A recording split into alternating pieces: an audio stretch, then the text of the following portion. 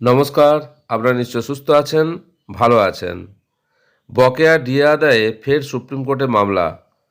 এই সম্পর্কিত একটা খবর সামনে এসেছে, ডিএ কন্টেম্পট কেস। বিশদে জেনে নেওয়া যাক। রাজ্য সরকারের বিরুদ্ধে আদালতের নির্দেশ ভঙ্গের অভিযোগ তুলে ফের সুপ্রিম কোর্টের দ্বারস্থ হল সংগ্রামী যৌথ মঞ্চ। তাদের অভিযোগ, দেশের শীর্ষ আদালতের নির্দেশ বা পর্যবেক্ষণ থাকা সত্ত্বেও রাজ্য সরকার বকেয়া ডিএ মেটানোর বিষয়ে কোনো পদক্ষেপ নেয়নি। এই মর্মে এবার সরাসরি আদালত অবমাননার মামলা কন্টেম্পট অফ কোর্ট দায়ের করা হয়েছে।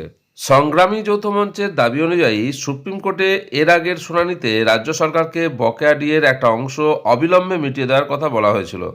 বিশেষত বকেয়া মহার্ঘ ভাতার 25% দ্রুত প্রদান করার বিষয়টি উঠে এসেছিল। কিন্তু আন্দোলনকারীদের অভিযোগ, দীর্ঘ সময় কেটে গেলেও রাজ্য প্রশাসন এ বিষয়ে কোনো কার্যকর সিদ্ধান্ত নেয়নি। আদালত অবমাননার মামলা দায়ের করার আগে আইনি প্রক্রিয়া মেনে রাজ্যের মুখ্য সচিব এবং অর্থ সচিবকে নোটিশ পাঠিয়েছিল সংগ্রামী যৌথ মঞ্চ। ওই নোটিশে আদালতের নির্দেশ মেনে বকেয়া ডিএ মেটানোর অনুরোধ জানানো হয়, কিন্তু প্রশাসনের তরফে কোনো সদুত্তর না মেলায় এবং পদক্ষেপ না নেওয়ায় বাধ্য হয়ে ফের সুপ্রিম কোর্টের দৃষ্টি আকর্ষণ করল কর্মচারী সংগঠনটি। তাদের আইনজীবী মারফত এই মামলা দায়ের করা হয়েছে এবং সুপ্রিম কোর্টের বিচারপতিদের সময় অনুযায়ী এর শুনানি হবে। সংগ্রামী যৌথ মঞ্চের আহ্বায়ক ভাস্কর ঘোষের অভিযোগ, 25% ডিএ মিটিয়ে দেওয়ার বিষয়ে প্রশাসনের কোনো তৎপরতায় চোখে পড়েনি।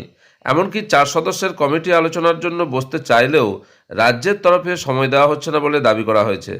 ভাস্করবাবু সংবাদ মাধ্যমকে জানান, ইচ্ছাকৃতভাবে আদালতের নির্দেশ অমান্য করা হচ্ছে, তাই আমরা আদালত অবমাননার মামলা করেছি। সরকারি কর্মীদের এই দীর্ঘ আইনি লড়াই নিয়ে রাজনৈতিক মহলেও চর্চা শুরু হয়েছে।